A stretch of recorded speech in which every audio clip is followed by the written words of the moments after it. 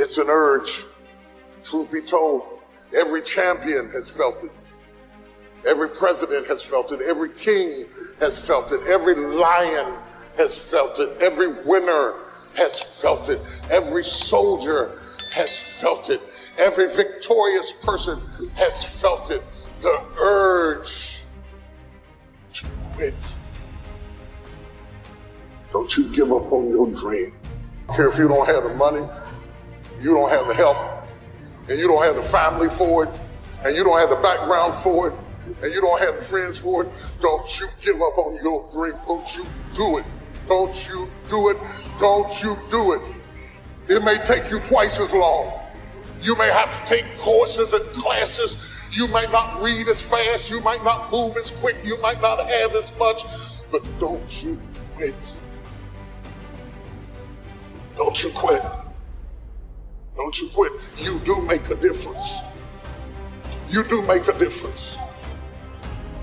You do make a difference. As weak as you are, as tired as you are, as many mistakes as you made, you do make a difference. There is something they would lose if you were not there. There was something that they would miss if you were not there. You do make a difference. You do make a difference. You do make a difference. They came and they passed. And they came to pass. I kept the faith. I kept it. I lost a lot of stuff. I lost a lot of friends. I lost a lot of strength. I lost a lot of courage. I lost a lot of time. I lost a lot of money, but I kept down on my knees. I was still believing. Broke, I was believing. Lonely, I was believing. Betrayed, I was. It's for people that are trying to hop their way back home. Come hell or high water, doing the best they can with what they got. That's who we are, doing the best we can with what we got. And we may not break any ribbons and we may not get any trophies, but if we can learn how to hang on in there, we'll be all right. I will not lie to you, I feel like going on. But I have seen days I did not want to get out of bed, didn't want to put on clothes, and didn't even feel like brushing my teeth. I've seen days so dark that I just want to keep driving, and I didn't even care where I ended up or what you called me. Some of you are so worried by the threat of trouble. You're not in trouble, it's just that trouble has threatened you. And the threat of what might happen, what could happen, is wearing you down. Half of the things that you thought were going to happen never did happen. But if you allow those thoughts to dwell in your mind, it will succeed at robbing you of your peace, robbing you of your joy, robbing you of your life, just because you thought yourself into a nervous breakdown. You thought yourself into depression. You thought yourself into defeatism. The mind is the battleground. The fight is in your mind. So I want to challenge you to waste no more effort wrestling with other people. Your future is not predicated on the decision of someone else. You wasted too much of your life trying to change other people's mind about you. It doesn't matter what they think about you. God is not going to bless you by their opinion. God is going to bless you by how you see yourself.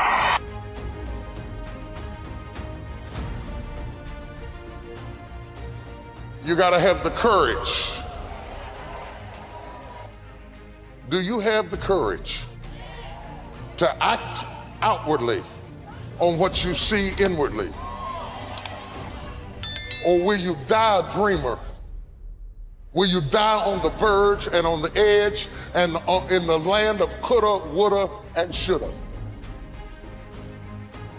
Do you have the courage? I'm going to drop something on you. It takes courage to be successful. It is far easier not to be successful. Misery will always have company. Success breeds contempt. If you don't want to make waves, be mediocre.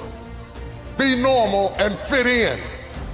And if you're more concerned about people than you are God, then neutralize everything he put in you. Just fit in with everybody else. Dress like them, walk like them, act like them, eat like them, go where they go, think like they think, do what they do. And once you've neutralized your uniqueness, you don't need courage. It takes courage to be different. It takes courage to go where you've never gone before. For some of you, it took courage to come to this conference. It takes courage to get you outside of the bar. It takes courage to be successful. It takes courage to win. People don't talk about people that don't win. If you win, they're going to talk about you. Do you have the courage to stand there though the storms keep raging and the people get to talking and you stand there and say, I've come too far to turn around? Do you have the courage?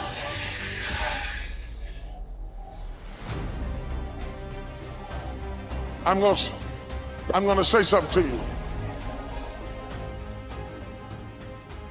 It takes courage to be exceptional. It takes courage to be wise.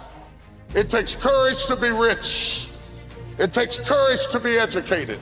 It takes courage to be knowledgeable. Because the moment you do, but you don't talk like you forgot where you came from. Look at you talking. It takes courage. And I'm just wondering, in this weak, watered down, mediocre society that we live in today, in this reality TV world we live in today, I'm wondering if there's anybody left that's got the courage to say, after all I've been through, and all my ancestors have been through, and all my parents have been through, I didn't come through all of that just to fit in with normalcy. I have the courage to go after my dream.